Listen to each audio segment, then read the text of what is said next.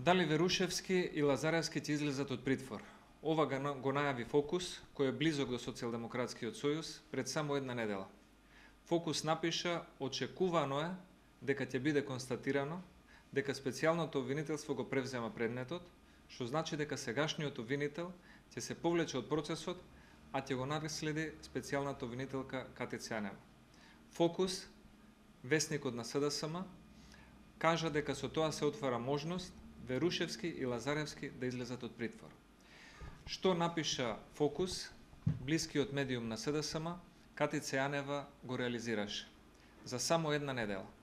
Она што Зоран Заев го нарача и го нареди, Верушевски да се ослободи од притвор, Катица Јанева го исполни.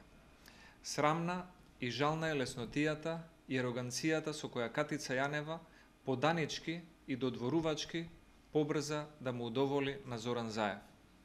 Одлуката на Катица Јанева да не побара продолжување на притворот за Зоран Верушевски, кој е прво осомничен во случајот пуч, е скандалозна, неправична и е многу опасна. Дали Зоран Верушевски објасни на судот кој бил чадорот од скајп комуникацијата?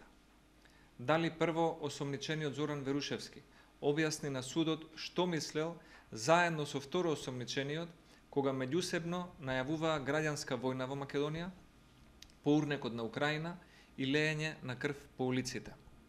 Зоран Верушевски не откри ништо од овие работи на судот, а Катица Јанева го ослободи. Затоа оваа одлука е опасна. Постојат сериозни основи на сомнение дека со ваквата одлука на Катица Јанева, која значи не продолжување на притворот на Зоран Верушевски, кој може да изврши повторување на делото за кое што се сомничи и затоа може да изврши влијание врз сведоците. Тоа се две основи кои секогаш се основа за барање на притвор. И овие работи Верушевски може да ги направи и од дома. Имајте во предвид дека јавно е признаено дека Верушевски и Заев заговарале бегство на Верушевски од Република Македонија. Повеќе од известна е опцијата дека сега, кога Верушевски нема да биде во притвор, тој може да стане недостапен на органите на прогонот, особено во ситуација кога министер за полиција е генералниот секретар на Социјалдемократскиот сојуз. Известност на опцијата за бегство од земјата е третиот основ по кој задолжително се определува притвор во вакви случаи. Со оваа своја одлука, која не е базирана на правните аргументи, Катица Јанева наместо во интерес на правдата, делува во интерес на попречување на правдата. Со оваа одлука Катица Јанева настапува како бранител на Зоран Заев и Верушевски, обвинети во истиот случај. Со оваа одлука Катица Јанева нанесува непроценлива штета на правниот поредок во Република Македонија, на правната пракса, и оваа одлука представува невиден срам за целокупната јавно обвинителска професија. И за тој срам ќе биде одговорна лично Катица Јанева и тој факт ќе остави трага која што таа нема да може да ја избрише. Ќе биде поврзана лично со неа и никој освен неа нема да може да биде одговорен за ова и таа треба да биде свесна за тоа што го прави. Катица Јанева од денес во очите на целокупната македонска јавност представува само класичен партиски апаратчик на Социјалдемократскиот сојуз и таа треба да го свати тој факт. Република Македонија, за среќа, издржала и потешки апаратчици од Катица Јанева.